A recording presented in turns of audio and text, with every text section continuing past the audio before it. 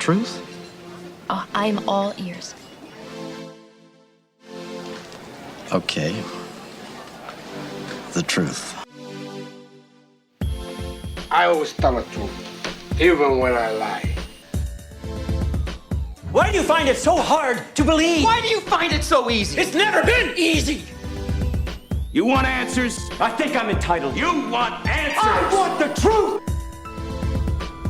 All I'm offering is the truth. Nothing more. Hello and welcome to Truthful Talk. I am your host, Marco. I'm back with, right across from me is Natalie. Hello. Hey, Natalie. Welcome back. And on with us today, very, very special guest and very good friend of mine, Derek Rowe, is online with us from, you're in Raleigh today, right? Yeah, right outside Raleigh in Durham, North Carolina. You're in Durham. No, yeah, Durham. I should know that by now. But you know what I was looking at? I was looking, your free parking thing, which we're going to get into. Is that Durham or Raleigh or both? Or it's neither. it's a kind of an everything type of thing. So for those of you out there, Derek and I go way, way, way back. We've worked really close together for many, many years. And it's just great to have you Yay, on welcome, yay. Yeah, glad to be here. Glad to support this. Glad to talk about anything. Glad to talk with Marco. We've been practicing talking to each other for many years. For years and years and years, right? I think you've mastered it. We've done this offline for many, many, many years. Yeah. So let's jump into this free parking initiative that you've done, which is really cool. You have it on Instagram. Yeah. And it's done with a series of videos and images that are in all different types of styles, which is really, really, that's really cool. But really promoting, to me, here's what I get out of it. And you can tell me, then you can correct me. But what I've gotten out of it is that there's an initiative to, if someone wants to go downtown, which a lot of cities want, people to go downtown for culture, for interacting, whatever it is. But if I want to go downtown, I have to pay to park. And it can be very costly to do so. And it's difficult to find it. And it's difficult to, and so there's this monetization of even inviting cultures to downtown. And it could be prohibitive to people that can't afford to do it. It can be prohibitive to people that want to work downtown but can't afford to pay. I think you added up, it was like $4,200 a year just to pay if you worked downtown full time. Mm-hmm. And so it kind of begs the question of, well, why is it set up this way? And shouldn't we be inviting more people to go downtown instead of being more exclusive? Yeah, I think that's a lot of it. I think you hit it on the head. Oh, okay. So I think what's interesting about it is, in a nutshell, for years, I was a documentary filmmaker. And for many years now, I haven't described myself as that. And it's because when I got into documentary film, I had this grandiose vision that I was like, oh, this is perfect. I love making films. I love answering questions. I love going on a journey to learn more about something. And the film is sort of like a vessel for that. And I had this naive vision in my mind after going to a documentary film festival. I was like, oh, this is what I'm gonna do now. This is it. I'm gonna make a film for 6 months and then tour and promote it at festivals for 6 months. And then do it again. And then 5 years later, when my first film was done, that vision was obviously not possible anymore. So there's something that happens when you're creating a film, especially a feature film, that it sets these expectations, not just for other people and the people who might see it, or the people who might be paying for it or being in it or any of that stuff, but also expectations for me to produce something that it stands up to the expectations of what a feature film is. And after doing that 2 times over, 2 times over, I really wanted to do something different. I I stopped believing that documentary film as a feature film can really make the change that I was trying to be a part of. And I think, every once in a while I'll make videos, because I have the gear and I have the skills, and it's pretty easy for me to participate. And I do it for people that I want to support or for subject matter that I want to raise awareness about. But I don't have any like active projects that are like doing that. Right. And I think it was, I don't know, the beginning of last year where I realized that my work is kind of interdisciplinary. And I think part of what was happening for me is I was struggling with like not having a conduit for something that can exist in these different disciplines, especially with media today.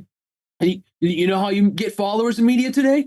Find niche, bro. Find a niche, grow your niche. I don't really want to do that. Right. Yeah. I just want to make stuff whenever I feel inspired to make stuff. Yeah. And so I don't know, like right at the beginning of the year, I was like talking to a bunch of friends, just normal conversations. And 3 people brought up parking as like the thing we should talk about. Like, how are things going? How are you doing? What are you up to? Like, and it would just somehow parking would come up. And I was just like, what the heck is this parking? And so it was almost like absurd to me. It felt absurd that we're talking about parking. And then I was just kind of like writing, like journaling as I do. And I was talking to ChatGPT about it. ChatGPT is my new counselor. And it like spit something back to me. And I was like, oh, wow. For me, when I was talking about it, I mentioned free parking. And the first thing that popped in my mind was Monopoly. Right. That Monopoly was this game that was created to point out how absurd capitalism is. Yeah.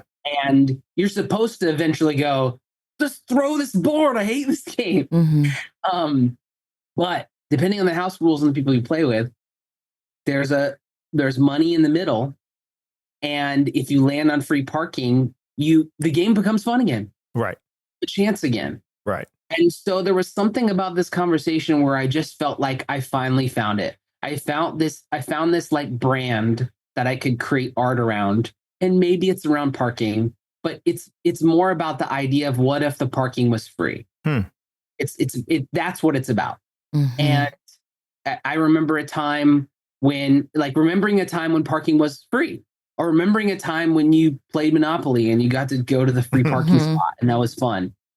And also for me personally as an artist, remembering all the art that inspired me, like MTV, Bill Nye, Pee Wee Herman's Playhouse, like these like really like avant-garde, educational yet not really like, and I finally, that's what it is. It's basically an exploration of like the things that I like in like put into one concept, which is anything that has to do with free parking. For example, the next post that I'm doing is actually me like talking about like kind of like concepts around immigrants right now and the concept of how free parking relates to immigrants. Okay. That like the idea in all of our minds is that you can come here. The idea of free parking is that you can be. Yeah. And so it's just been a way for me to play. Like it means a lot of different things. Would you consider yourself an activist? Yes. Okay. Because I would too. I mean, I always have considered you an activist because I think you're always fighting for something. I mean, you're always your art is typically created around something you believe in or something you're passionate about. And that's always been the case with you, Pretty much. Derek? Yeah, like you're a calling for that. You feel in line with that. Yeah, I personally believe that when I watch television or movies that are about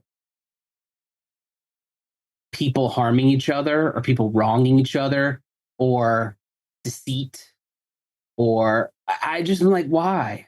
Yeah. I'm like, it's like, I would much rather be inspired to be better than I am. Yeah.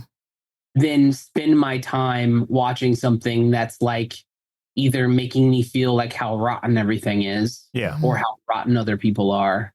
And so I feel like it comes from that, but also, like I said earlier, it's an excuse. It's like, I kind of have ADD And one of the things that I've come to know about ADD is people have a hard time having an executive decision making who have ADD. Like, I think I should do this thing. Right. That's a thing I should do. That I should do this thing. And for me, projects gets me out of it. Okay. If I have a project, no problem. Well, we got to do this and that and this. And then the project, you do the project. But like doing that thing, never going to do it. Well, that's, I mean, when we had the production company. So Derek and I and his brother Jared and we had another partner, Jeff, we worked in something called Doctrine Creative. And it was a production company that started, I think, just because we were passionate about making stuff. Totally. And then turned into, something more capitalistic, I think, as it went on. Yeah. Which the funny thing is we did good work, but it wasn't as fun doing the things that were bound to either time or money. Right. Which I found fascinating, but it allowed us to then do other projects that we were more passionate about. Yeah, I think the thesis of Doctrine was, well, we're going to try to make money because, we have to. But like, we all agree that we really want to do other things. So let's figure out a way to work together to stand against the status quo, to make space and time to do what we dream to do. I think I was most proud of Doctrine when we were offered the opportunity, and I think it was coming through Jared at the time, but offered the opportunity to do political videos, and we turned it down. And I was proud of us because it would have been a lot of money, but it would have been videos doing exactly what you were just talking about. It would have been attack ads at another candidate. And what would we have been creating? So we would have had to put down our morals and our values for the money, and we never did that.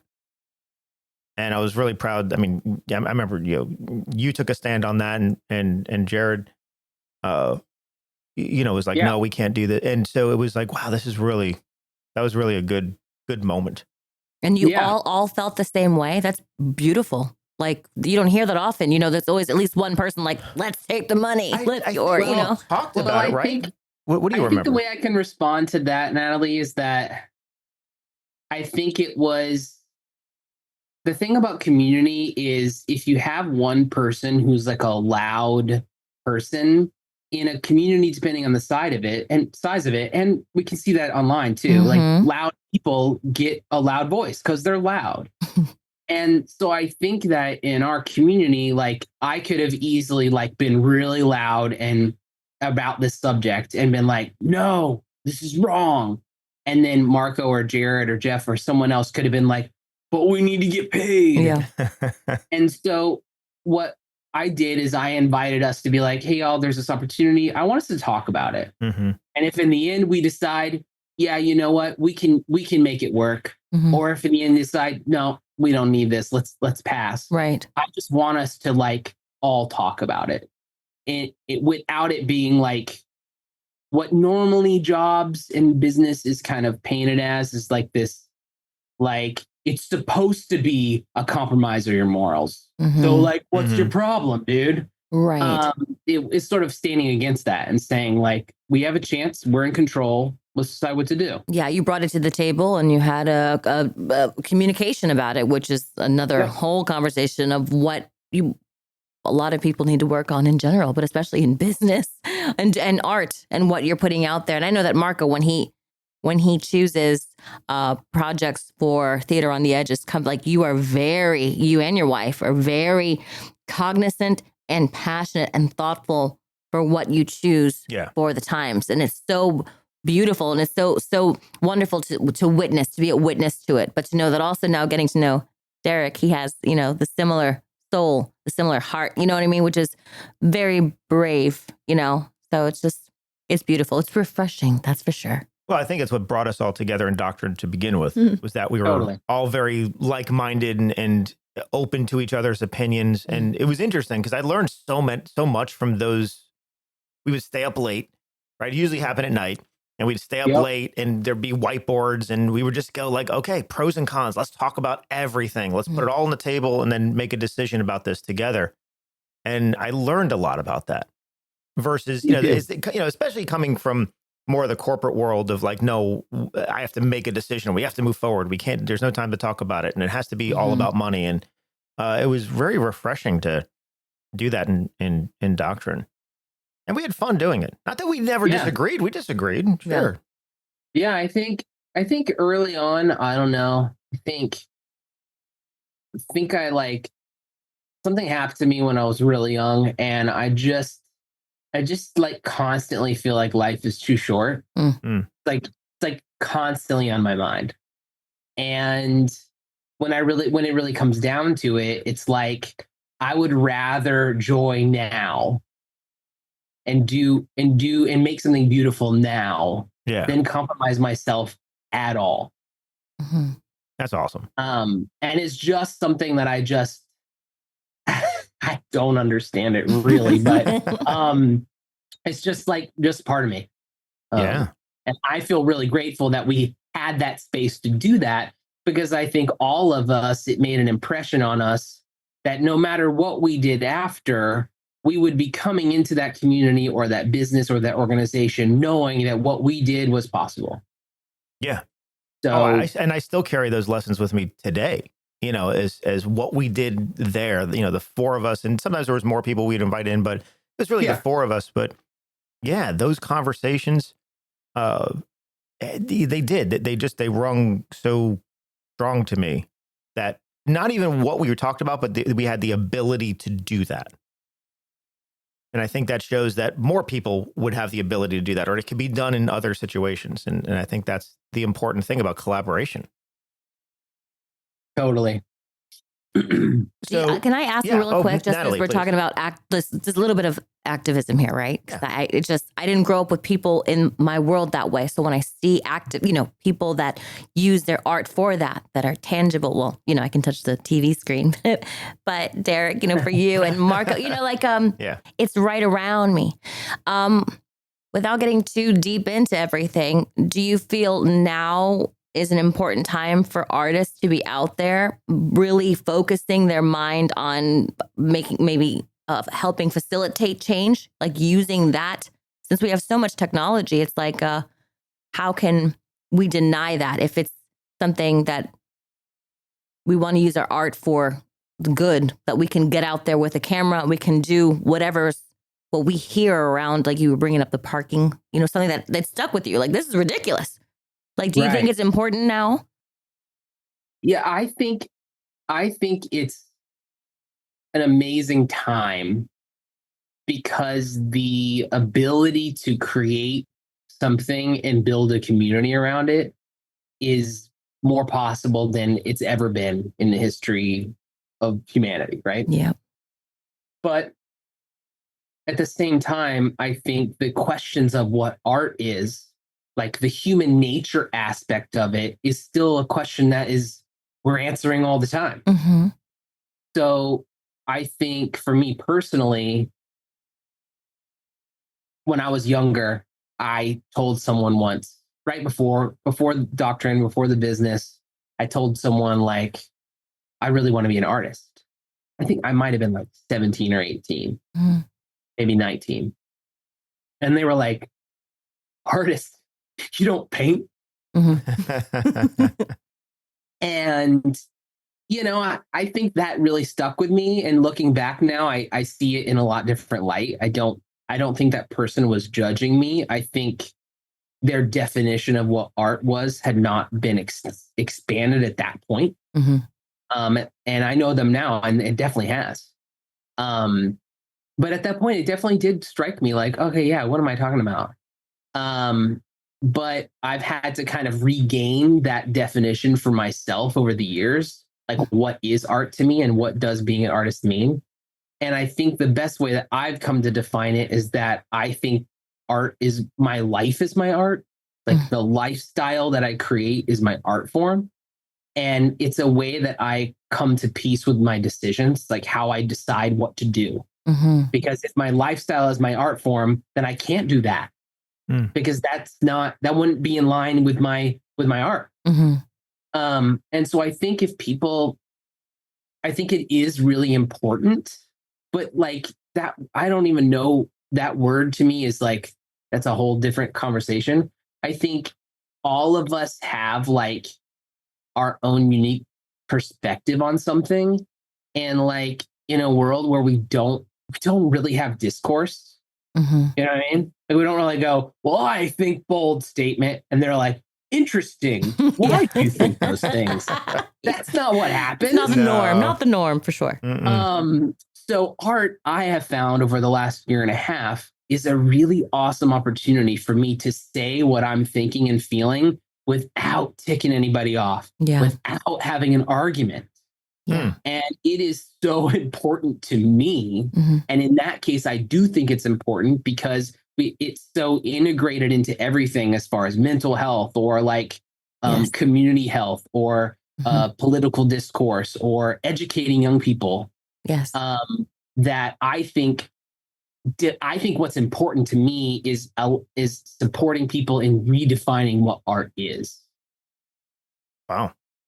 Now, what do you think about that, Nat? Beautiful.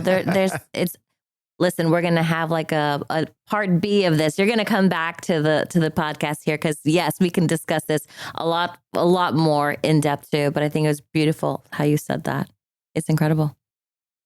So I would love to come back. Yeah. Oh no, we'll definitely have you. I have it. It's recorded. He's coming back. He said he's coming back. We'll schedule another time, definitely. But sounds good. But I know we wanted to talk about filmmaking and the fact of how so many films don't get finished, including some that we've worked on. And, because we've made so many, I mean, if you think about the life of Doctrine and everything that we created during that time, it was, just the amount of content was incredible. But the majority of the content was commercially driven. And, there were contracts. We got hired to do a job and we did. And I don't think we ever got hired to do something we didn't finish. But the films, somehow they get to a certain point and they don't get finished. And I have too many of them in my past that I wish I could go back and say, I want to finish these projects. So what is that? What is that thing that causes us to not finish a project? Yeah, so I can just say that for me personally, like just calling back really quick to the free parking project right now. Yeah. When I happened upon this idea and it really connected with me, what I felt and I expressed to a couple people in my like circle who support me in that sort of like my artistic community, like thinking about this, like, I could feel that all of my ideas I was having, idea. Oh yeah, this is cool. Oh, what about that? All of them had this vision that I wouldn't be okay compromising. So if I was to make it tomorrow, I'd be like, Derek, that's your vision, but you have to make it and finish it tomorrow. I'd be like, yeah, maybe not. Maybe not that idea. Why? Because it wouldn't do it justice. I wouldn't feel like my vision was like, it was, I don't know, like I'm judging it myself or whatever. Right. And so what I felt with free parking was it was creation itself. And therefore I had no attachments to what it was going to be. The best example I can say is I've been using Instagram filters. I work in augmented reality. I've created filters, but if I was to produce a vision of mine, I wouldn't be like, all right, sweet, post-production process. Which filter are we going to use? That's I'm not using Instagram filters on this project because it's like my vision is precious. Yeah. So what was great about free parking is it has none of that. I have no attachments to what it's going to be. Yeah. And it makes me feel great. Yeah. So I would say that me personally, I've witnessed that whatever that is, maybe it's perfectionism. I don't think that's the right word, but I think that's often how we refer to it. It's like not being able to let go of the vision you had and saying it's not done until it is what I thought it was going to be in the beginning. Right. And then if there is a disparity between what is truly in front of you in the editing bay and what you had in your mind, whoever that person is, hopefully it's the editor, but normally it's the director and the writer of the movie. And if it's that far apart, it can be torture for that person because it takes so much time to get to where their vision wants to be. So there's a lot of time lost. And I always like a lot of momentum gets lost, and it's it's personal. You know, I guess you don't feel good about it in that thing. So I'm just thinking about your free parking and your art with that.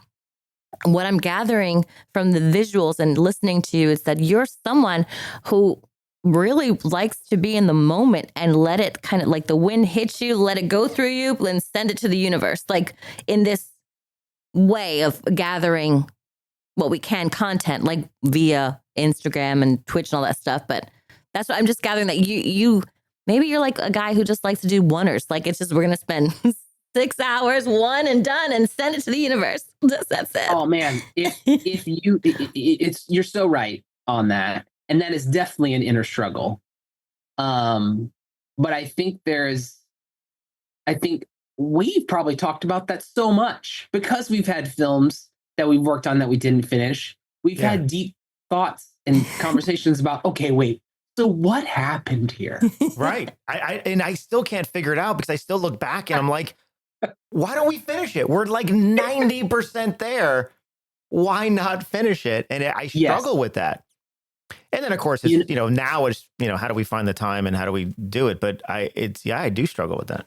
So I want to talk about this more, but I feel personally, I just have to say that other than the idea of unfinished films, which I think is something that needs to be unpacked, me personally, I've had to come to a very clear understanding of it for myself, which is I should not torture myself. That is not a thing I need to be doing, is adding and bringing myself down. And so a definition that I've come of the work that we've worked on and anything is the concept of finished is actually the problem. That, and I've seen through thinking about this, I've heard people mention, oh yeah, there's like quotes about like how art is abandoned, not finished. Right. Yeah. And so I think that I personally come to the conclusion, like if you think about a job, right? How many jobs has a person had? Were they finished with the job when they left? Ooh. I don't think that's what they're asking themselves. What I think people should be asking themselves, or what I implore people to think about when they're thinking about jobs, is did it add to you? You're right. Because if it did, then it was great.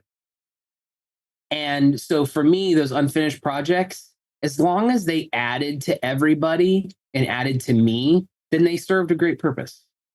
And they did. I mean, I think they all did. So that's undeniable. Right. That, okay, there was some value to them because we all had incredible memories and relationships and connections, and things happened that like only doing that, if there wasn't that, then those things wouldn't have occurred. Right. But I do think I guess the question is, if something is unfinished in a film, I think films are in particular unique. Yes. Because if I have an unfinished piece of art, put it on the wall, ladies and gentlemen. Ooh, yeah. A film has a technical, pretty in-depth level of technical expertise that it requires in order to make it out the other side. Right. Especially if you win in the front end with high production, like as the goal. You have lots of video footage. You have lots of audio recordings. You have lots of scripts and insurance documents and all these things that if it gets old, it gets lost, then there's a lot of fear around like, oh, do we still have that? Or what if it didn't work? Or like, oh, all the files in Premiere are broken. So like there's a certain momentum that like once you lose it, it's very difficult to get back into it. Yeah. That's a real thing. The loss of momentum in anything, but especially in art, even in It's the same exact thing. It's very interesting. That's but true. you guys are the ones putting the puzzle pieces together. I'm learning a little bit with someone I'm working with as I go, and he's the one that's doing the technical production aspect of it. And I'm like, whoa, this is a monster. Meaning this is a mountain that we're climbing up with just a rope and pulley, and I'm it's just crazy the amount that's in your lap, and how, like you just said, if you stop the flow, it kind of just goes out the window. There's like a vacuum that just happens naturally because you need all that energy to do the end. Like, I don't say finish it, but yeah, finish it. I can't even imagine. Yeah, and I agree, because I say that quote all the time. It's a Da Vinci quote that art is never finished, only abandoned. Mm-hmm. It's one of my favorite quotes, because I think we do at some point, because we could always, like, if we're speaking also with films, you could always fix, improve the edit, improve the sound, improve this, tweak that. We could do that forever and never be done. And then, of course, as new technology, it's like, oh, now we have to upres it to 4K. And now we have to, it never changes, kind of like Lucas does with Star Wars. It never, ever, ever is finished. Mm. So I agree, there is a time to say, okay, this is abandoned. And we choose that point. I just feel that we chose to abandon certain projects sooner than we should have. Especially for other people that were involved. And Absolutely. for me, it goes all the way back to a short film that I did called The Misguided. Do you remember The Misguided? I don't know if you remember this. I mean, that goes way, way, way back, right? Okay. Mm-hmm. Why did I never? I look back and I'm thinking, I'm like, wait, we had footage. We had like good pieces. I know it wasn't great. It was it was a short film, probably one of my first ones that I did, but it wasn't great. But it was a short film. Why did I never finish that? I can't even find it anymore. You say way, way, way back. Do you know kind of a year? I'm just curious, like how 20 years ago, maybe 21 years ago, something like beautiful. that. Okay, I just wanted to kind of get my probably 20 plus years ago. Yeah.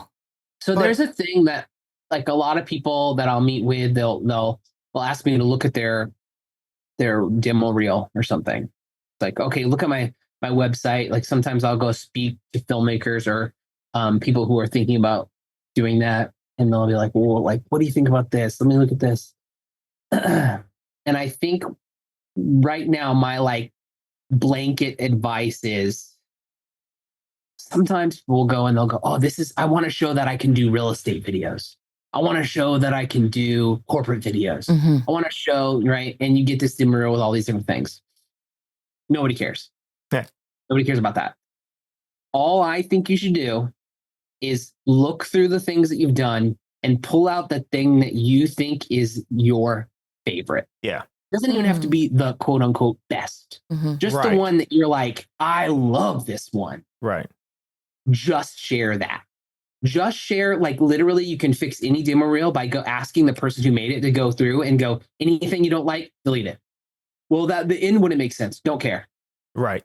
This part, there was so much work put into it. Don't care. Right. Because in the end, we are painting a picture. We're helping create first impressions for people about us as artists, what we're capable of. And if we have to explain that I didn't finish this film, or this film, that I didn't finish kind of didn't look so good. Right. Right. Yeah. The fact that you didn't finish it was good. Yeah. Because if you finish that film and it's out there and everyone's like, this is the film you made? That's true. Then it actually hurts you as an artist. Mm-hmm. That's true. And I've seen that happen to many people, is they will share this complete demo reel and they will not get the job because the people are looking at all those little things that weren't that good. Yeah. And then they're like, I'm going to go with this person because it looks sick. They like shot themselves in the foot, meaning is they put all that stuff in there and they might have had more experience filming, but that other person who just was like, did one and it looked really good, got it just based upon the other person. Like, you put too much in there. Go ahead. It's so interesting. And it's so hard to be your own judge of material, if you will, right? Because for many reasons, whether it's difficult for us as an artist to make the decision, whether we think we're narcissists because, like, damn, I look really good in that light in this one, but it sounds like shit. But it's just interesting. I love how you said, do the one that you love, like follow that kind of beacon, and that will lead you in the path that is better off than having too much stuff that isn't your best work. And that's okay that most of them aren't. Yeah, I think I agree with that. I think I'm wondering for you, could you think of any time right now that you've had to put something together or whatnot and you've had to make that decision? I'm still doing it. I can't sleep. This is like years in the making of getting like, let's say, the reel of something I worked on with a filmmaker, right? We were talking about this earlier before we started recording. Was like, yeah, I've learned that. Let's say I do a project. I don't really reach out to them. Maybe once, maybe a couple months later, reach out and say like, hey, if there's anything that I can use, but I let it go. I don't follow that. I just keep working on stuff, right? Because I'm like, if it's meant to be, it's meant to be. But it's very difficult when you finally then you get your pieces together and you want to make a demo reel for, your potential agent that you want to impress and all that stuff. I mean, it's really difficult to use a different side of your brain to look at the material you've worked on and judge, because all you're seeing is really mostly the negative and stuff. It's very difficult to be your own, what do you call it? Like the judge. It's hard. It's like you have to actually be mature to be able to watch that and be honest with yourself, or follow your own heart. Like, this is the one. I don't need 6, but this is the one. But it's such a challenge. Because maybe, the perfectionism of it all it's a waste of time, because there's been a lot of time that's passed that I'm like, I haven't made the commitment to like one. Yeah, I think as a filmmaker, I think when I first put together my first feature film edit, I edited to the script. Mm-hmm. And I sat down to watch it. Right. Yeah. And then it was over and I was like, that was terrible. Yeah. Oh. And it's like, I think in that experience, you really know why films don't get finished, because you can't just edit to the script. Kubrick is known for filming. Okay, at the end of this scene, I want you to act happy that just happened. Yes. All right, cut. Now I want you to be mad that just happened. How can I commit, Stanley? Come on, you're killing me here. Right. Killing me, Kubrick. He's like, listen, McAvoy, you're a very good looking man, but you're not making this movie. Hello. You aren't the movie. I'm going to make this movie later in an editing room with an editor. Yes. So give me what you got so that I can paint that picture later. And I think really, in my opinion, if a film isn't finished, it's in the editing room. Because you can always make something out of what you shot. Yeah. No, I agree. It's really the editing room where it, and I can personally speak to this, that when we made Out on Parole in 2008, there was some incredible talent on this film. Yes. The Valencia Film School became supporters of it, from crew and a production package. And we all had to rise to the occasion to get locations and get talent and do a casting call and everything like that. And, those people are the reason that you want to do a good job, because they put their hard work and their time into it. And I can say that anyone who asked for a reel, we worked really hard to get that to them, because we knew that, because we knew we weren't going to finish the film just to get people clips. But we wanted to honor them. But I remember going from so many people, so much stuff, so much support, to editing. Hey, where'd everybody go? Right. Echo. And that is hard. It is. No, I can attest to that. The editing is way more difficult than the production, which is weird to say, but you're right. You have an entire team doing production. Yep. But the editing is very difficult. I just look at it, out on Parole, which, we have it personally, a rough cut or whatever you want to call it. I love the movie. Like, I really have a good response. I can watch it almost like a time period movie. It almost feels like a 90s like comedy to me. And I can watch it, and there are so many lines I find myself repeating. usually Looney's lines, but there's usually lines I'm repeating just because they're so good and it was so well performed and just great moments. And so I guess part of me is like, I want other people to experience that.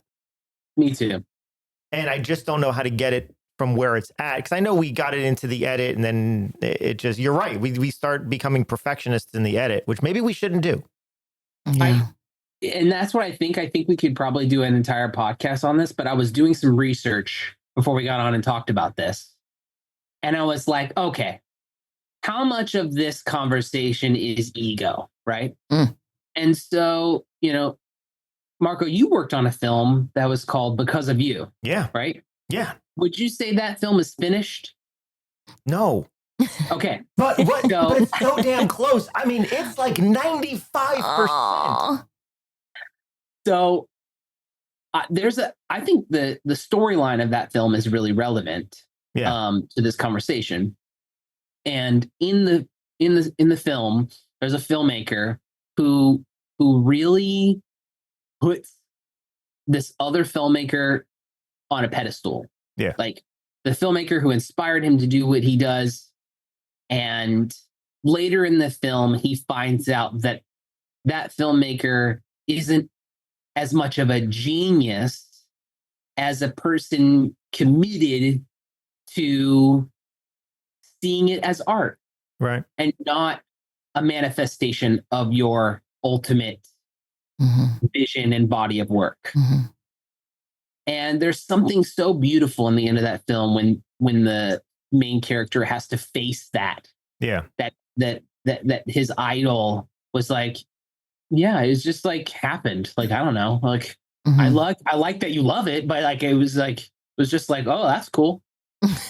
and I think there's something about that is so refreshing to like remember that really if you have an unfinished project, it's really your decision that it's unfinished, because there are great examples. Like, I think you told me one time, Marco, about like the film like Who Killed Don Quixote or something like that.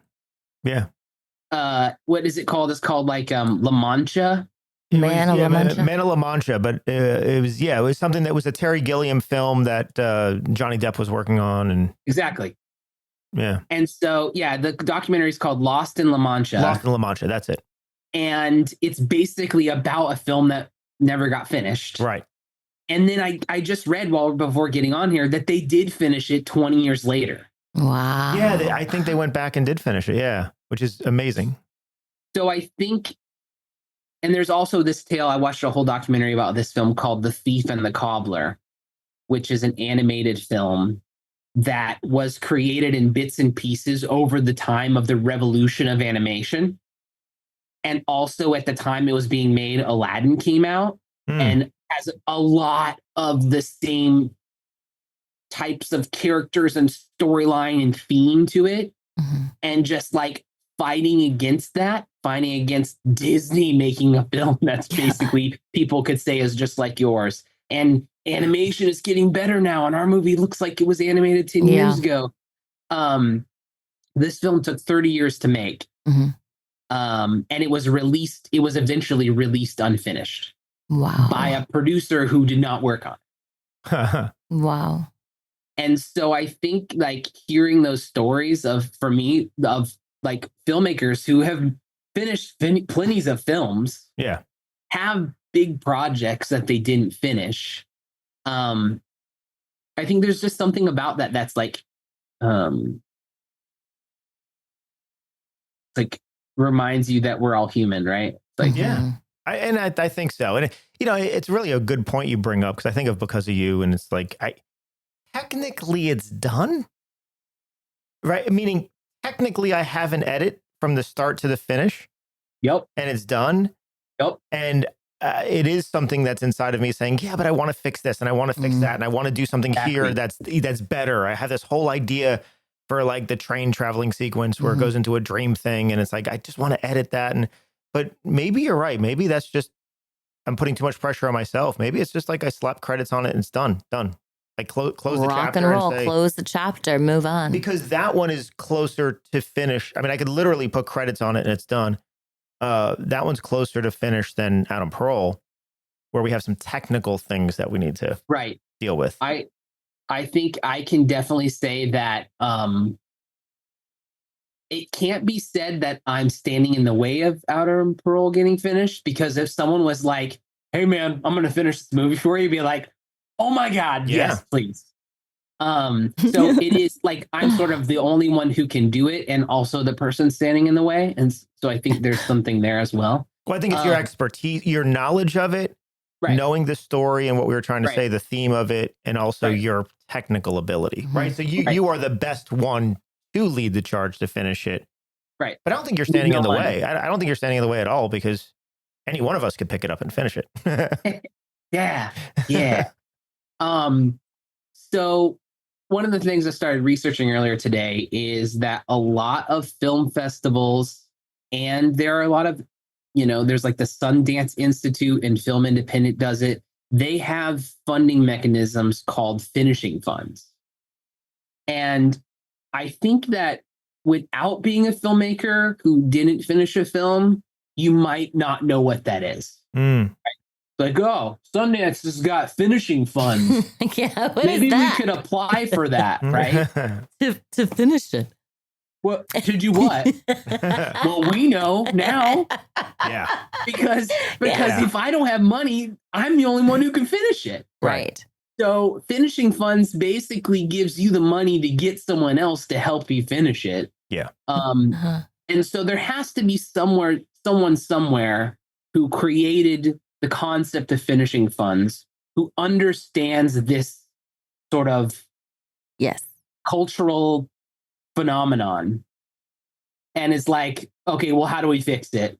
Well, let's allow people to submit their film and what they wanted to happen in it and why it wasn't finished, and we can give them money to then finish it. Yeah. Get it, add it to the body of human work. And my thought has been with both of the projects, both Because of You and Out on Parole, was to do something similar, except look more for interns to do that. Because I'm constantly getting asked at, like all my students at UCF, and sometimes they're great. Like, I just want the opportunity to work, and, do you take interns? And I'm like, well, not anymore. So it's like, well, could we do that? Could we put together people who are just passionate about learning something and saying, here's a project. It's 80% done. Finish it. And see, and of course they would have their artistic ability that they add to it and collaborate with it. But it is an interesting concept. But I know as with both cases, with both films who are in currently archaic formats, we would have to somehow at least get it into something like a current format, current editor, current, that's what we need to do, is like upgrade it so then we can hand it off to someone without them figuring out how to do all that translation. I think in that you sort of like immediately are faced with the wall of the technical minutia that's involved with finishing a film. Like if it was a matter of collating some papers, it'd be easy to get an intern to do it.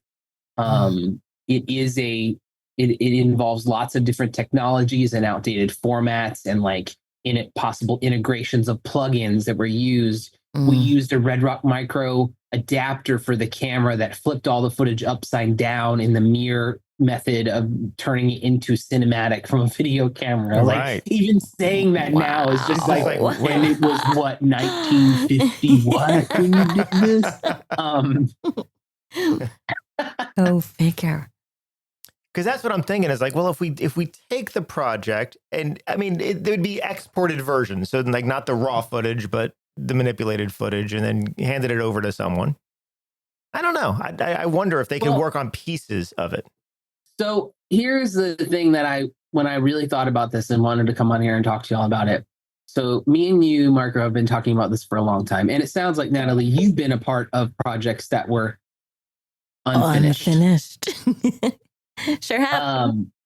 Which means that, the rough numbers that I did of like looking at how many films are made a year and how many finishing funds exist out there in the world, running those rough numbers means that somewhere between 5 to 10% of films are unfinished, which seems low based on all of our just experience here today of so much unfinishedness. right? think maybe that means our personal experience means that maybe the percentage is a little higher.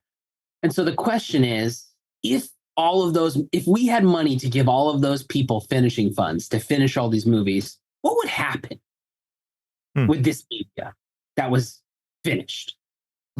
Where would it go? Yeah, it's a good point. I don't even know where ours would go, if anywhere, but it'd be done. So, and I don't know. That's like a chamber in my head that I just like need to. There's a door that's open. It's letting a draft in. I want to close it. And Oh, I can guarantee you right now that any one of the producers who worked on Out on Parole could take me to court and go, Derek's the reason this movie isn't done. And I would be like, well, I just have one thing to say. If we were to finish this movie, what would you do with it? Right. And then I would feel like I won the argument. And everyone would be like, yep, he's crazy. Take the movie away from him. I actually feel that Out on Parole is viable in today's. I think it has a point because it's retro, because it's 20 years old. It's almost like we're making a retro film. An archive. And we're talking about things before they happened. You know what I mean? Like there's certain themes in there that I think are very relevant. I think that's true. But the argument that I'm making is that we live in a day and an age where we are inundated with cool shit. That's true. We're inundated. Like I am like, everywhere. which channel or streaming service? What news? The YouTube, I mean, where can I? Like literally, there's new awesome content coming at me at all angles. If it's a competitiveness, you lost already. Like just why put your stuff out there? Like what's the point? So I think there has to be, for me personally, the way that I've tried to deal with the heavy weight of this in my mind is doing something that is a form of activism. Because then why do I finish it? Because it must be finished. It must be made so that this message can get out there. Because if it's just my ego and everyone else's ego who wants to get on camera, who cares? Yeah. Isn't Out on Parole, though, a form of activism? The theme, now, Because of You is a very feel-good movie, Hallmarky in style. You know, I mean, it's no life or death conflict type of thing. So it's very feel-good. But Out on Parole today, back then, I don't know if it was as much of activism as it is today. I think in today's world, the theme and what we did with it and the concept, and even though it's a comedy, I don't know. I think that yes, I think that's true. But again, I think we would have to define what that is to relight the fire underneath that project. Right. And so one of the questions that I've asked myself, and I just want to ask you all here, it's like, could you imagine if this and remaining episodes after this was about unfinished projects? And the idea is that in the podcast, in this conversation, you give a space for someone to talk about their unfinished project. Because right now that doesn't exist. You can't put it on YouTube. No one's going to watch it. You can't get it on Netflix unless you got some kind of deal with it. Just pop it on our YouTube channel at the end of it. That's brilliant. And the first one is I want one of you guys, one of yours. It'd have to be like, it's like going to your closet and going in there and pulling out this dress that you haven't worn in 15 years, but you're holding on to it for God knows what. I don't know if you ever see like Marie Kondo.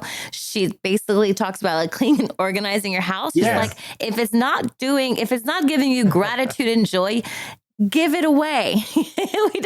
I think that's a brilliant idea, Derek. We just need to say, okay, here it is. These the unfinishedness, you said too, the unfinished films, and bring it to a platform. I think that's wonderful because obviously it weighs on both of you. You've had a conversation now for like 30 minutes on these projects this is how you guys fell in love. Like, this is how you guys like work together.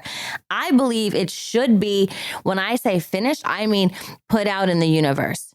You complete it, and even if it's not a masterpiece, right? You just go ahead and send it out anyway. There's nothing to lose except for the fact that you completed the circle and then you're on to the next. And I do truly believe that things don't come to you until you complete something else. I really believe that. It's like you hold subconscious baggage and self-doubt for your next ones. you learn from them, of course. Yeah. But you have to go back and say, obviously your projects were good because you're like, I'm looking at you, you're lighting up, Margot. You're like, this was a really good project. It really It's was. not too late. I couldn't imagine a better ending to our episode than what Natalie just said. Yeah. Because I feel like there's a lot more to talk about, but you adding that idea to it is so perfect. And I think I'm